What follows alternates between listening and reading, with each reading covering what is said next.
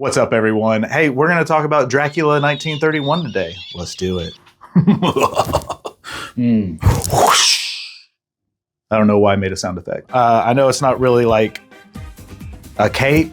It's more of a like Red Riding Hood kind of Velcro. Well, we tried. Hey, join my Patreon and maybe I could afford better things. Okay, to get us ready for the 2024 Nosferatu that is coming out on Christmas Day, which I think I'm gonna go see it on Christmas. Why not? We did Abigail the other day, and today I'm gonna do Dracula, the 1931 version. So, welcome to Real Value. I'm Cal. Let's get started. Starring Bela Lugosi, this is the first movie with sound based on Bram Stoker's famed novel. Directed by Todd Browning, who also helmed other iconic films such as Freaks, which was a 1932 film that's now a cult classic. It was kind of like shamed during the time because it involved real quote-unquote freaks. I'm not saying that, that's what they said, circus freaks in the movie. It's actually a really good movie. We might do a review over that one day. He also directed that feature. Dracula is a supernatural horror film that cemented the legacy of probably cinema's most popular monster. While Frankenstein might give him a run for his money, I'm pretty sure Dracula is the most popular monster in the world. Dracula 31, which is what I'm going to refer to it as to distinguish it from other Dracula films that I might mention, released in New York on February 12th, 1931, and then the rest of the United States on Valentine's 2 days later. Its influence on Hollywood and future horror generations is undeniable. Although not the first supernatural horror film, that honor goes to The Devil's Manor from 1896.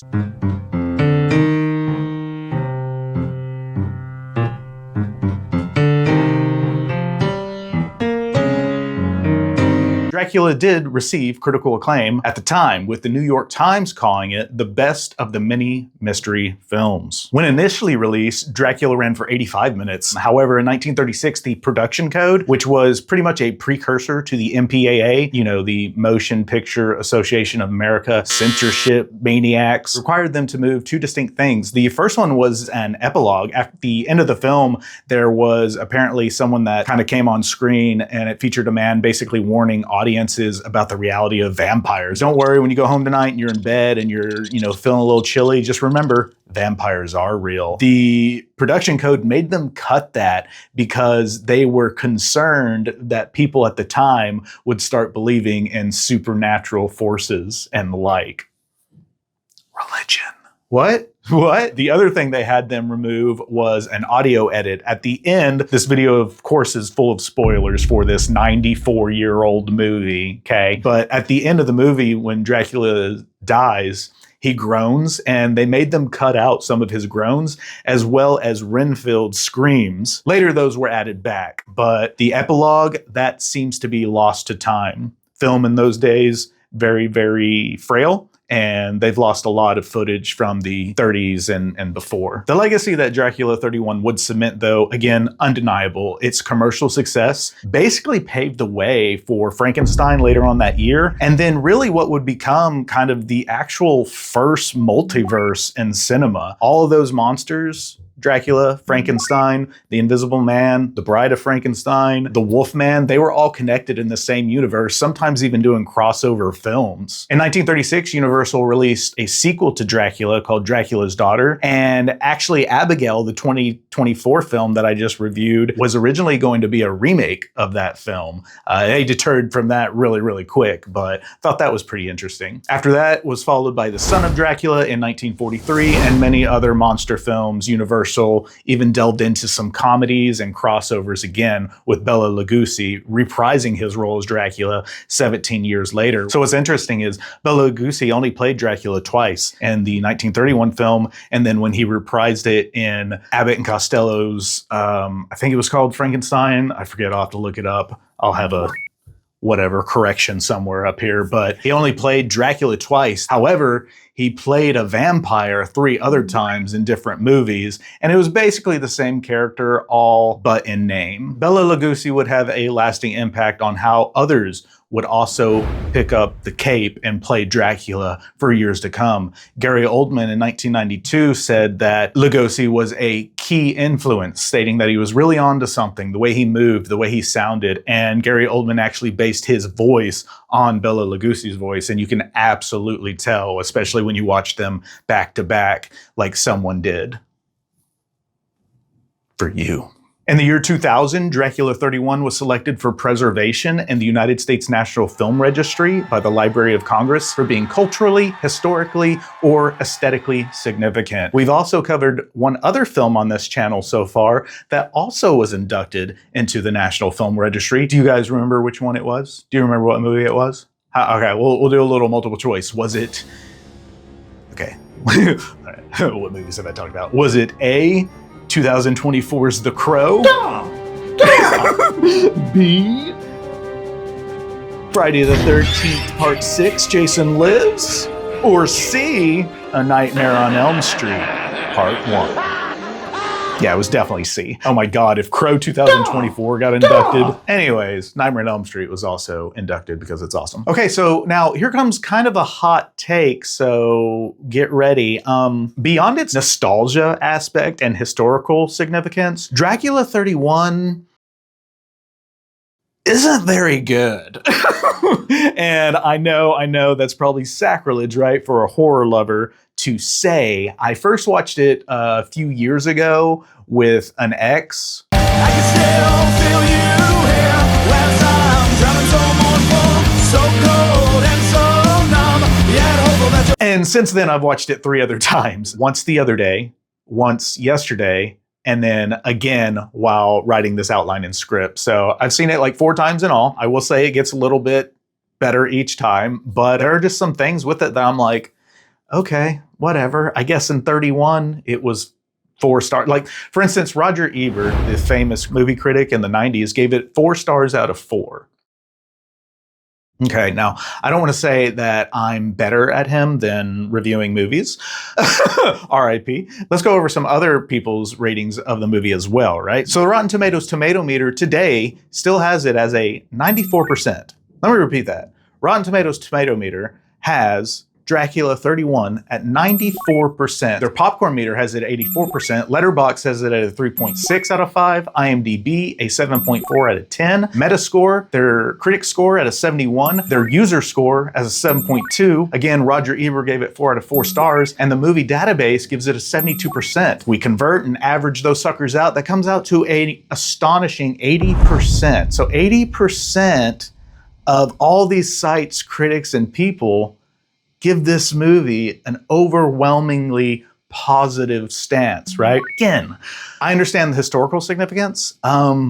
It was lacking. It was lacking. And we'll go over why and what I mean. We're gonna do another retelling today, actually, because the movie's so old, like I thought it would be fun to do. Its budget was around $350,000 and it doubled that within 48 hours of its opening. So, of course, critical success aside, it was a commercial success. And that only, again, paved the way for other monster movies, especially by Universal. They took that and ran. It was also Universal's highest growing release in 1931. So before we get into the retelling and then the real value and all that, again, I understand that while Bela Lugosi's portrayal of Dracula became both a blessing and a curse for him, he became typecasted for the rest of his career, really. I understand it remains a cornerstone of horror cinema. I understand that its influence, legacy, and cultural significance cannot be denied. It outweighs a lot of personal critiques, including my own, but this is a movie review channel, and I'm gonna give you my honest opinion, and if I disagree with 80% of people out there, I'm gonna let you know, but I'm also gonna tell you why. So let's go over the movie together. So spoilers, we're going through the movie. Let's do it, folks. All right, so the movie opens with the obligatory long credits that remind us how cinema used to take its sweet-ass time with opening shots. And there's this figure in the background that kind of looks like a Batman knockoff, but we're supposed to believe it's Dracula, or a bat, or maybe it was Batman before he hit puberty in 1939, who knows? Cut to a creepy carriage ride with one of our main characters, Renfield, and a bunch of random villagers. Spoiler alert, the villagers do not stick around for long, but Renfield's got business to handle with a certain Count. The villagers freak out because they're in Nosferatu territory, which, FYI, Nosferatu is a Romanian word that means the insufferable or the unbearable one. So I understand Dracula's anger, you know? I'd be a little mad if people called me the insufferable one too. They probably do. So the sun's starting to set and the villagers are like, hey, maybe don't go up there, Renfield. Bad vibes and all that. But Renfield's like, nah, fam, I'm British. I don't believe in superstitions. I got a meeting to attend to. One of them tosses him across like, hey, okay, just in case then. You can't really blame him. Now, I will say the opening shot of Dracula waking up from his coffin is chef's kiss. It is really, really good. And then they kind of show him standing up. That is an iconic shot. And his wives wake up and everything. Very, very cool. But then there's like a bee that's also coming out of a coffin. And it's like, did that bee just wake up out of a mini coffin? I swear to God. Look at that. Look, I don't know where I'm putting it. Look at it. That's a bee coming out of a coffin, right? Crazy. Vampire bees. Sharknado, vampire bees.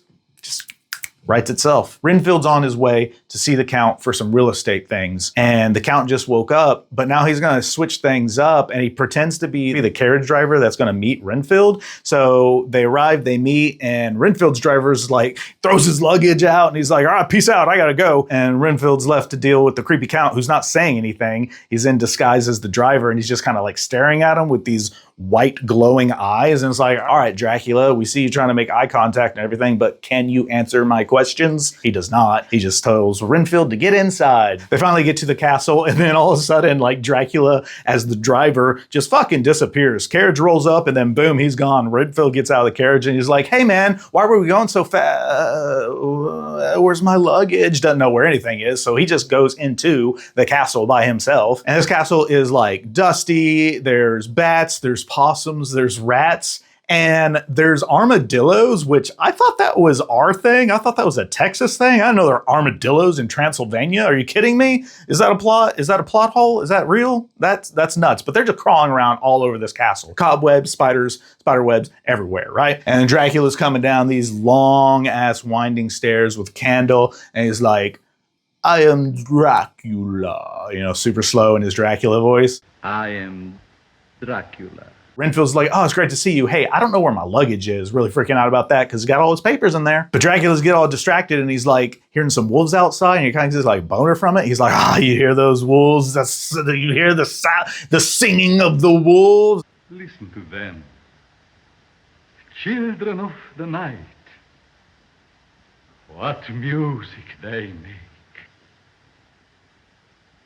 Renfield's like, you good, bro? So Renfield's following Dracula upstairs, dodging all these giant-ass spiderwebs as he does so, and Dracula says something to kind of like set the tone, because they see a big-ass spider crawl up the wall, and he's like, the spider spinning his web for the weary fly. And it's like, he likes the blood. It's like overhanded, but Renfield's like, yeah, whatever, let's do some business. So they chat about this real estate in London that Dracula wants to buy called Carfax Abbey, and Dracula's like, hey, show me the Carfax. I mean, it's right there. I had to pick it up. I had to. Carfax Abbey. And so the whole point of him is wanting to buy up all this real estate. It doesn't explicitly say, but I guess, okay, so I haven't read the book, Bram Stoker's Dracula. I've seen the 92 version and I've seen the 31 version, okay? And the 92 version, he has this like mental connection and he does know that Mina, the woman that he's in love with, is like there. It doesn't explicitly say that in this one, but I guess maybe he does, or he does have some kind of connection, or he knows that, I don't know, maybe he just wants to move to London and like play the field, you know, kind of see what's up there. So Dracula serves him dinner. He's like, you must be hungry and everything. And then here we go again with Dracula's eyes. They're like all white out. Like the rest of his face is in shadow except these white eyes. It looks like he went like snow skiing and just left the snow goggles on for like 2 weeks. And if you didn't know, when you go snow skiing, the sun reflects off the snow, so you actually get more tan. So it looks like he's just like got these white snow goggle glasses kind of imprint right there. And he's just like staring at him. He's just like, and Renfield's just like, are we signing these? What are we doing? They get out the paperwork to sign the paperwork. He's like, all right, sweet. We're getting on a ship tomorrow evening and we're going to go to London. And Renfield's like, all right, cool. I got you a bunch of labels for your luggage. And he's like, oh, it's cool. I'm only bringing 3 boxes. Of what? His wives? Soil? Blood diamonds? We'll see. He serves him dinner. He serves him some wine. And Renfield's like, oh, are you not drinking? And Dracula goes, oh, I never drink wine. Oh, you sly dog, Dracula. Let's see what you did there. So Renfield drinks the wine. Now, we don't know if this is just regular wine. Dracula's like, this is very old wine. We don't know if it's like poison or if it's got blood in it or what is happening, because Dracula leaves him and then Renfield like gets up and it looks like he's starting to feel faint. But then he also goes to the window, the door window thingy, and he opens it to get some fresh air. And then there's a bat flying around. Old batty, old Dracula, right? Because he can shapeshift. And it kind of looks like the bat might bite him. It doesn't necessarily, it doesn't really tell us 100% wise, but it seems like the bat bit him. And either way, Renfield faints, right? Whether it was from the wine or blood or the bat, whatever. And then behind him, in come walking Dracula's three wives, and they're like, ooh, midnight snack. So they're all like creeping up to Renfield, who's just passed out on the floor. And then Dracula appears from where the bat was and he walks in, and you can tell he don't like to share because he's like, shoo, be gone. He is mine. He is for me. And then they shoo and we never see them again. That's it for Dracula's wives in this movie. I'm pretty sure they have a bigger part to play in the book. They definitely have a bigger part to play in the 92 version. And oh my God, what's her name? Bela, whatever. I don't know. Dracula's wives in that movie. Dracula sees Renfield there. Of course, he knows what's up. And then it shows Dracula bending down to bite his neck or whatever. Another thing, in this movie, it never shows Dracula actually biting the neck. It shows him leaning down to do it.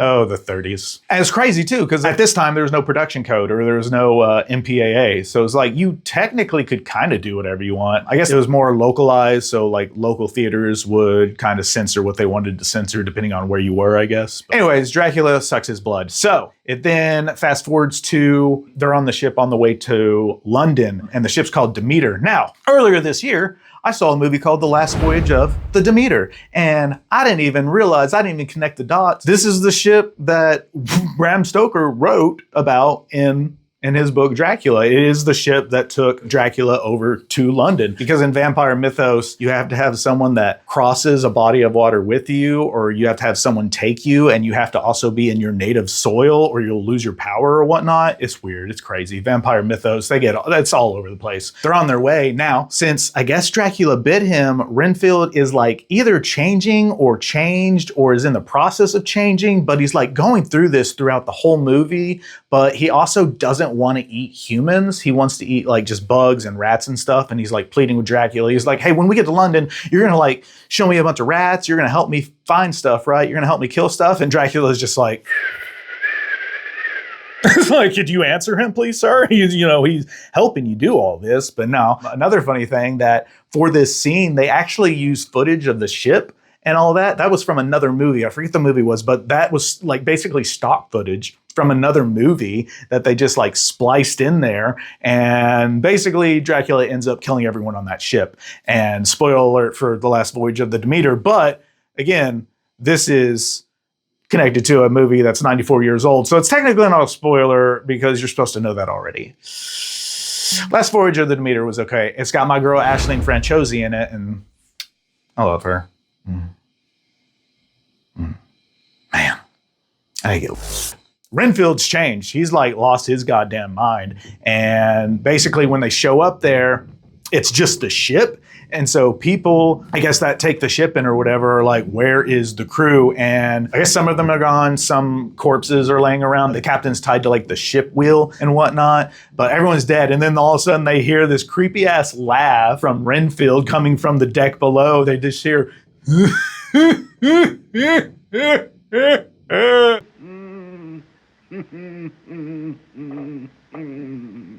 Wise man. So of course they think it's him because they open it up and he's just like, okay, he probably did it. He killed everyone. So they take him to sanitarium. They don't even know Dracula's there. Dracula, I guess, just escapes on his own. But they take him to the sanitarium. So that's where Renfield is, waiting for his master to help him out. And meanwhile, Dracula is out there just strolling the streets of London. And he comes upon this woman selling flowers. And I swear to God, it sounds like she's selling these flowers. And it sounds like, in her thick ass British accent, sounds like she's going, flowers for your butthole, flowers for your butthole. And I was like, what? I had to rewind it 18 times. Violet, Violet, love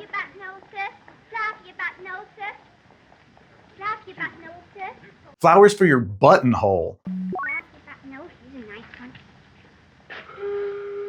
Which, I don't know, I guess maybe it's like cufflinks, but maybe for your butt. I don't know. I didn't live in 1930s London or 1890s London or whatnot, but I'm glad to know it wasn't flowers for your butthole, even though we all probably could use some flowers for a butthole. Dracula sees her, and she's cute, so he like walks up to her and everything. He just stares at her, and she's like, do you want a fucking flower? Like, whoa, what's up? And he just like is slow as the continents drift, like just bends down, and like she could have ran, she could have ducked, she could have left, but she just like looks at him and then gives the lamest ass scream I've ever heard. She goes, is akin to,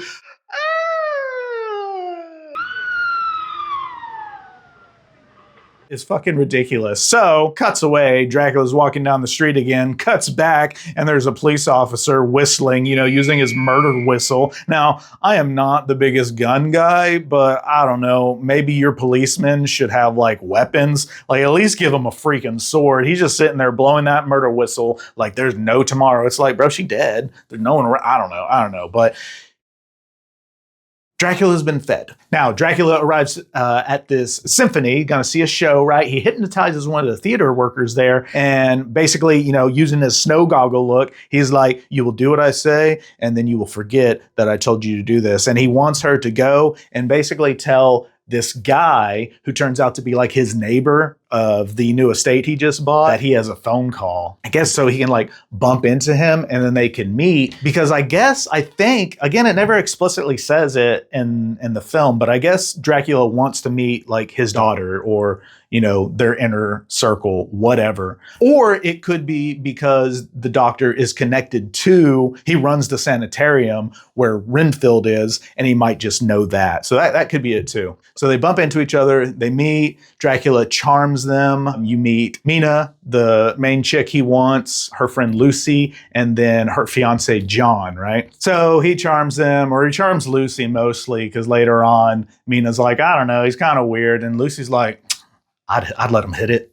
Basically, I'd let him hit it, whatever. So later on, he kind of does. He turns into a bat, sneaks up into her room, and then drains Lucy dry. She's dead. She's dead the next day, right? Cuts to the scenes where these doctors, and they're like, this is the second victim like this. What is happening? They're like 2 little bite marks on the neck, but they're drained of blood. What is doing this? How is this a thing?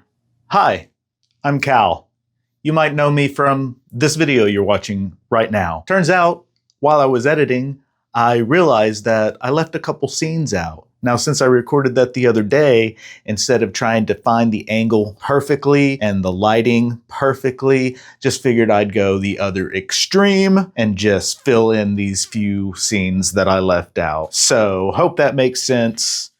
Here we go. Okay, so Renfield's in the sanitarium, and it cuts to that, and the orderly Martin pretty much torturing him, taking his spider away from him. Renfield only wants to eat bugs. He doesn't want to suck the blood of another human or kill another human. He just wants to eat bugs and stuff. So he was eating flies. Now he's eating spiders. So Martin's giving him a hard time for that. It's pretty funny, though. Renfield has himself a little Gollum moment. Me spiders. Oh, me precious spiders. I don't know. Not when I can get nice fat spiders. So because the doctors are stumped, they call him the specialist, right? Enter Van Helsing. Okay, so it cuts to Van Helsing doing some science stuff with Renfield's blood, because why not? And he starts dropping knowledge like he's the goddamn vampire Sherlock Holmes, telling everyone, yo, you're dealing with a Nosferatu. And they're like, what the fuck did you just say?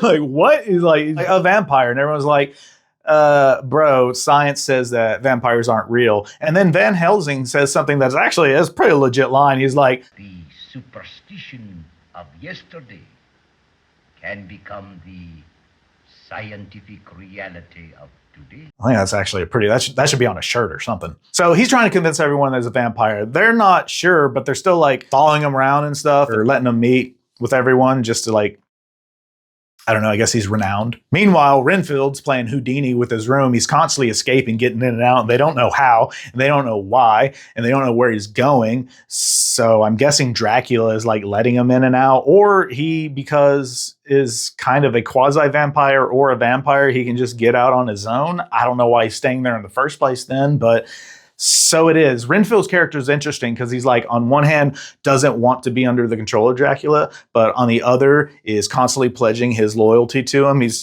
scared of him. He tries to help the protagonist of the film while also serving the antagonist of the film. He's interesting. Out of everyone in this movie, he's actually my favorite. I think he acted the best, even better than Bela Lugosi. I think his character was more complex and more emotive. What I was disappointed in, just to pause real quick, was really a lot of Bela Lugosi's reactions and emotions. And it could be because he and the guy that played Van Helsing were stage actors, but that wouldn't make sense because when you're on the stage, when you're in plays, your emotions have to be even bigger to serve the people in the back. I don't know, it's weird. But the guy that played Renfield, Frye, I forget his first name, but Frye was his last name. I thought he did great, did spectacular. He was my favorite of the film. Anyways, so he's like, I don't want to serve Dracula, but I also don't want to escape him. I'm a walking contradiction. Help me, but leave me alone. Truly a vibe, man of mystery. So the sun sets and then we hear a wolf howl and that kind of like signals Dracula. It's like kind of like the rooster, waking you up, but for Dracula, it's a wolf howling. And we get a shot of his coffin and he's getting out and he's fully dressed and everything. Dude just sleeps in his cloak and his clothes. I'm like, that cannot be comfortable, but I guess you're sleeping like this the whole time anyways, whatever. No judgment, little judgment. I mean, I tried to sleep in jeans. Well, when you fall asleep in jeans, it's the most uncomfortable thing in the world. Get those suckers off ASAP. Flashback to Renfield at the sanitarium, and one of the orderlies are like, Renfield's talking to wolves. And they're like, what? And he's like, yeah, he's talking to wolves. Dude's crazy. He says crazy weird. I like it a lot. It's crazy.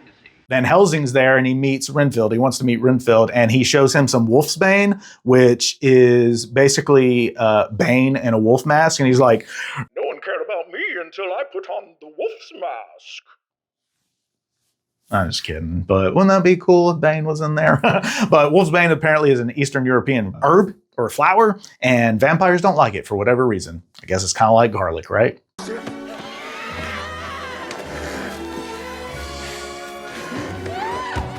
Renfield's like, you can send me away, but your daughters are going to be bitten. And he's like, please just take your daughter and go. So it's weird. Again, he's trying to help them. He doesn't want the daughter to get hurt or anything, but at the same time, he's like, gotta serve the master. But it's like Dracula doesn't even care about Renfield. He's all in there for Mina. I don't know. Again, it's not ever really explained, but Dracula wants what he wants. His end game there in this 31 film, details are a little sketchy. So Van Helsing then orders Renfield to be watched 24/7 because he keeps escaping. Like, he'll pop in to the room while they're having a discussion and be like,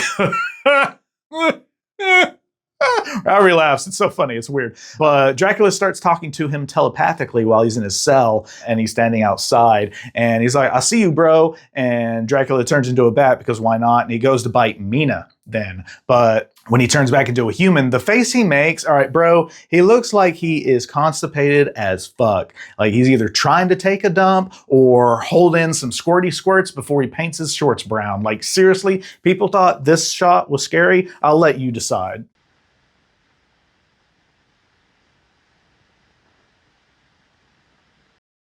Yeah, that might be scary for a different reason, but it's not scary in horror movie standards. It's so weird. Weird shot. That's not scary. That's freaking. So I was like, one thing I was like, what is happening? But anyway, so bites Mina, leaves, and then a couple days later, Nina's talking about this bad dream she had to John, her fiance, and she's like, I woke up the next day and I felt so drained, and she doesn't feel good, and we all know what's up. But she's acting like she just didn't get drained by a vampire. It's like, sis, we saw you. So Van Helsing goes up to her and he's like, what hurts? And she's like, kind of like my neck. He's like, can I see? And she's like, no, I don't see. And I'm like, well, why'd you tell them your neck hurt? So he takes off this scarf and he's like, 2 bite marks. And they're like, what? Why didn't you tell us, Mina? But they still don't believe it's like a vampire, right? They're just like, something's wrong. So like, what up with these neck marks, man? And then we get this wonderfully weird moment where John is like, what caused these, Dr. Helsing? And off screen, we hear someone go, Count Dracula. And it turns around and it's just one of the maids announcing his arrival. And I laughed out loud at that. Yeah. That 94-year-old joke, it really got me. That's some high quality humor right there. So Dracula shows up while Mina, John, Van Helsing, and the dad, Dr. Stewart, are all there, right? And he's just like, hey, what's up? And John's being a jerk because he doesn't really like Dracula. I think he feels threatened by him. He gets a cigar, but he opens the cigar case and it's got a mirror on the back. And then so Van Helsing's like looking at the mirror, and the other three are over there talking to Dracula, and Dracula don't have no reflection. And Van Helsing's like, reacting a lot more moderately than I would react, but he's like, no reflection, right? So Van Helsing, sorry if I keep mispronouncing that, I get tongue-tied. Van Helsing is like, hey, Mina, you should probably go to sleep. And the dad's like, yeah, go to sleep. And she's like, all right, I'm gonna go sleep. Peace, John. And then freaking Dracula's like, Mina, do you mind if I call on you later to see how you're doing? Right in front of the fiance. It's like, bro, he's right there. And John like goes to do something, but Van Helsing takes him by the arm. He's like, chill, chill, chill. Mina leaves, and they're all like talking and everything. And Van Helsing's basically, he's got the cigar case now, and he's like, hey, Dracula, come here. So I wanted to get your opinion on something. And he's like, blah, blah, blah. What do you think about this? And and this is the most emotion we get from Bela Lugosi in the entire film. He opens it, and then Dracula looks, he doesn't like mirrors. And he slaps it out of his hand, and he gives him a look that says, a bitch, like how dare, And for me, that was my favorite part of Bela Lugosi's performance, because he looked legitimately pissed in that moment. But he like composes himself, and the dad and John are like, what the fuck is going on? And he's just like sitting there, and he's like, don't worry, he'll tell you, because he knows Van Helsing knows that he's a vampire now. And he's like, he'll catch you up. And so now like it's on, everybody's about to know, even though the other two still are like, I don't know, vampire. Dracula walks out the door. John kind of goes after to see him leave. And he does this. And he's like, I don't see Dracula, but there's a big ass wolf running across the field. And they're like, that's Dracula, bro. And he's like, come on, man. Shapeshifters, come on. So they're all talking, and basically Dracula like hides by a bush, by a tree, by a big bush tree, by a big tree with a bush. And he summons Mina out there because his like blood is fused with her blood or whatever. And Mina's like in a trance, but she's like walking out. She meets him, and he just like engulfs her in his cape. And then they do whatever they do. We don't know. Van Helsing's giving the rundown on Dracula's powers during this time to the other two. He's like, look, he's blood to survive. He needs his native soil, et cetera, et cetera. And then again, Renfield, they're all at the sanitarium. It's like they live at the sanitarium, but they have their own quarters, and Renfield keeps like going in and out. Renfield? What are you doing there? Come here. Did you hear what we were saying? Yes, I heard something. Enough. Because again, he keeps escaping. Or maybe it's like next to it and he's just leaving the sanitarium and walking in. I don't know. It's not really clear. So they're talking about Dracula's powers, and they're all like, well, what's his deal? And Renfield's over there like, I tried to warn y'all. I tried to tell y'all. It's too late. I tried to tell you, get her out of there. Now he's all done bitten her and everything. It's too late. And then the bat shows up again, and Renfield freaks out because he knows that the bat is Dracula. The other ones don't know. Van Helsing probably knows, but he's like, I'm sorry, master. I'm sorry. And Van Helsing's just like watching him. He's just like, I don't know what to think about you, because he keeps switching sides. He really wants to be like, look, dude, Dracula does not care about you. You need to find someone that cares about you. They're in the room. They hear a scream from outside. And it's the maid. And then she comes rushing in, and she's like, someone's dead out there. And she thinks Mina's dead. Mina's not dead, but they all rush out there except for Renfield. And he just kind of like looks at her and starts,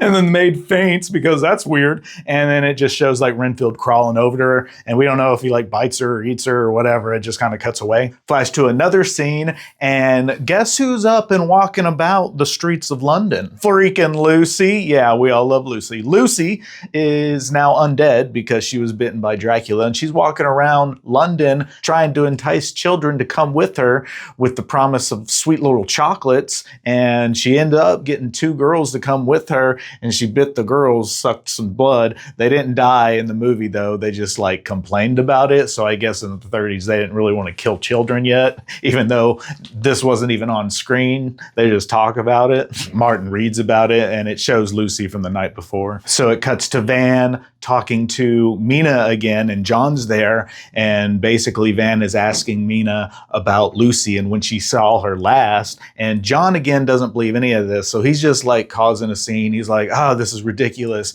and Van's like, I need to know. We need to know, Mina, when have you seen her? And so she ends up telling her, and then she's like, please convince John. I can't get him to understand. So she's trying to get him on board too. John doesn't want to hear it. He's just like, I'm going to take Nina out of here. And so you have Van and the doctor trying to convince him not to take Mina away, because that would just make it worse. And Van Helsing says, it's cool. Just trust me. It'll be taken care of tonight. So then cuts to another scene of Dracula waking up, fully clothed, again, like a psychopath. Renfield has escaped his cell again, and he's out, and he overhears the professor and the doctor talking about Dracula and how they need to find his resting place. And so Renfield starts laughing because he hears this, and he wants to get in there and kind of help them along the way. But the doctor's still pissed because he keeps getting out of his cell, and they don't know how. So he calls Martin. He's like, Martin, get down here. And so Martin's on his way down there to get Renfield again. But during that, Renfield's like talking to them. So basically, he's trying to give them some information and tell them a little story about Dracula, but he ends up just telling them about this story about rats. And then it cuts over, and Dracula's in the balcony listening, and he can hear Renfield.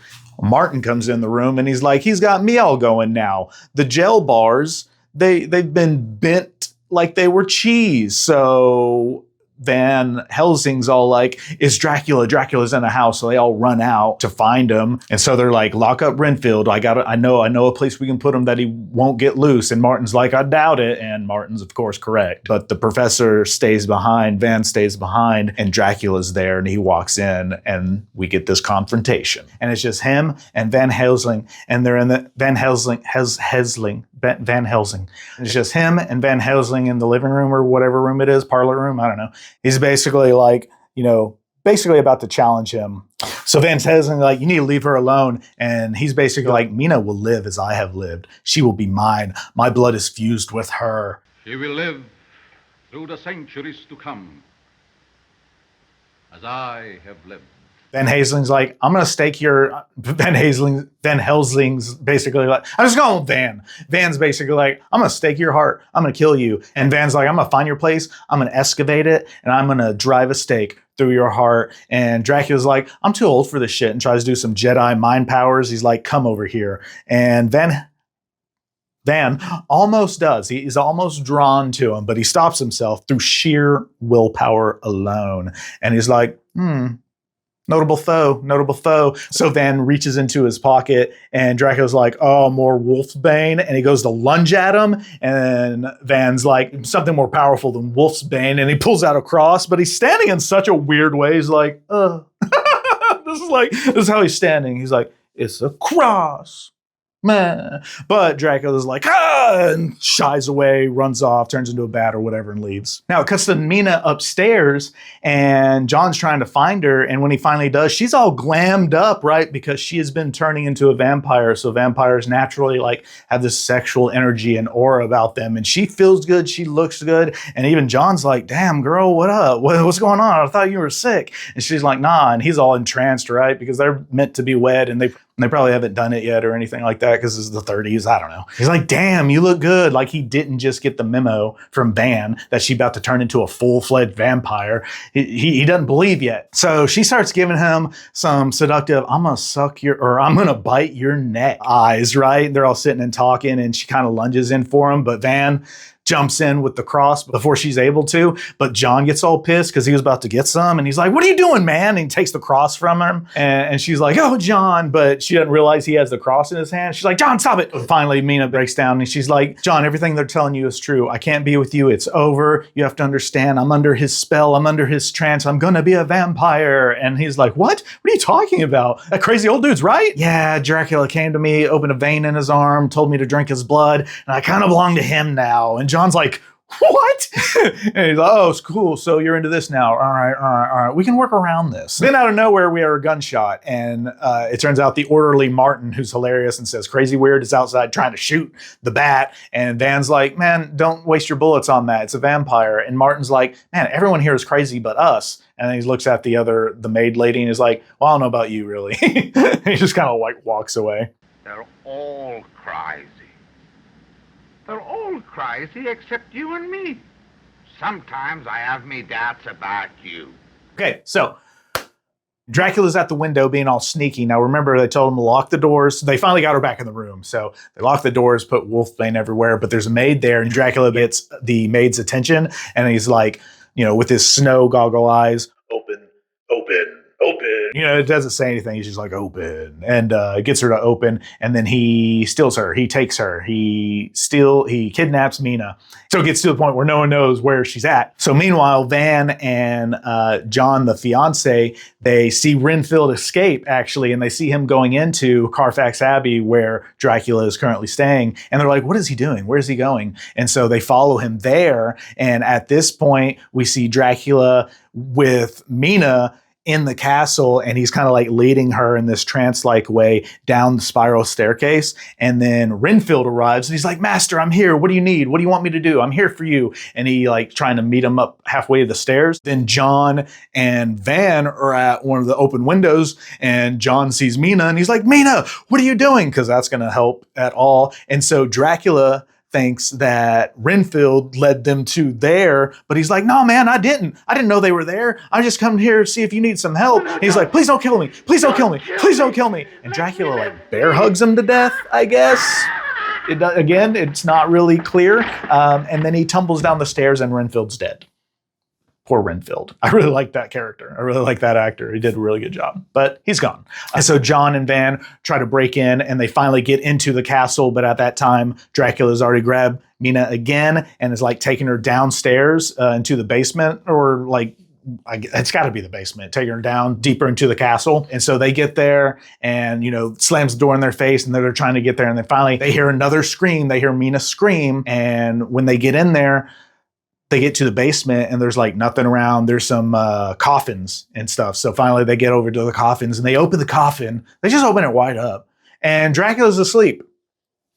I'm like, what? Like, bro, did you just like take a hit of like black tar or you take like 6 trazodone? Like, he's just out. It's like that NyQuil worked fast. I wish I could fall asleep that fast. That would solve a lot of my problems. But not only that, he like stays asleep. It's like, are vampires just like heavy ass sleepers? So he sees Dracula in a coffin. He sees Mina in a coffin and he's like, John, go find me a stone or something so I can nail the stake into their heart. And John's like, man, she looked good. I don't want to do that. But he goes around and finds some stone. So Dracula is actually breaking apart the door to the coffin. Again, they're being loud as fuck.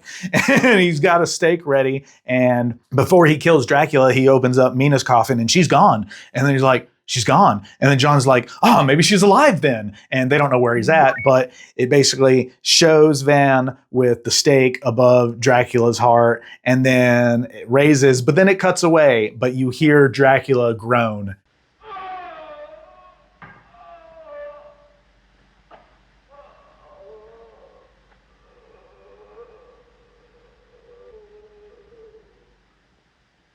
And they killed Dracula off screen in 1931. Yeah, weird, right? And then while it does that, it cuts to a shot of Mina, who's like still in a trance. But then as Dracula dies, she comes out of it. And then she sees John and they get together. And then finally the three are reconciled. And Van's like, you two go. And then they're like, well, you're not going to come? And he's like, I got some other shit to do. And I don't know. I think he's going to like go after the brides, right? Something like that. Go after Dracula's brides. He must know that they still exist. Which would be weird that Mina came out of their spell, but they didn't. I don't know. I guess maybe they've been vampires longer. But then it cuts to the final scene of the movie, which is, for some reason, Mina and Jack walking up the staircase of Dracula's for whatever fucking reason. And that's it. That's the end of the fucking movie.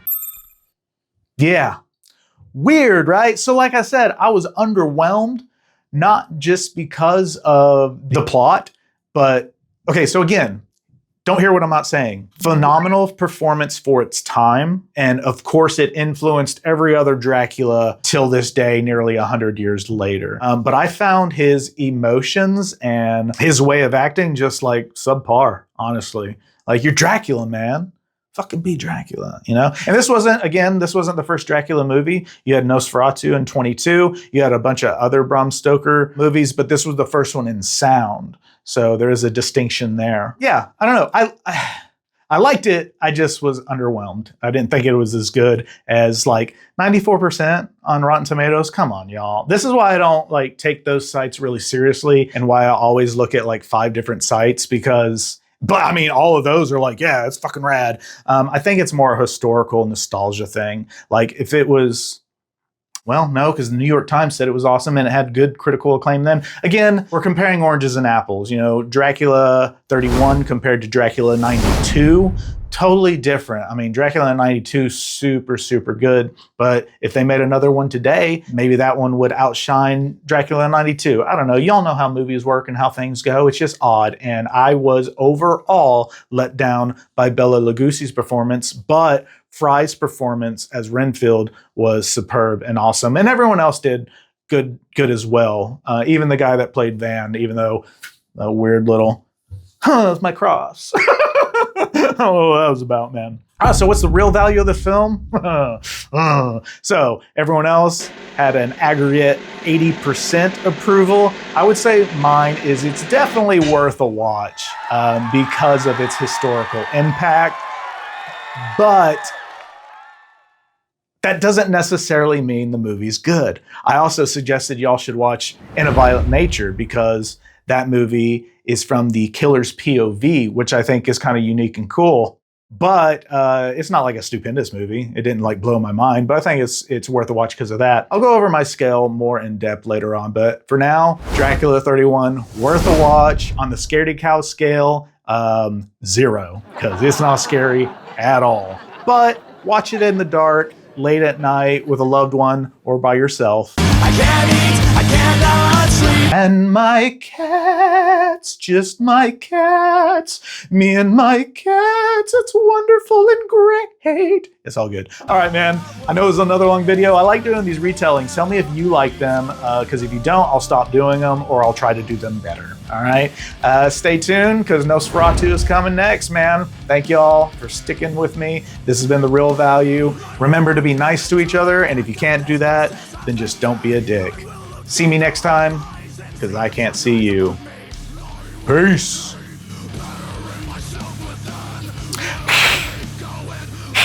I've been up, 23 hours working on stuff.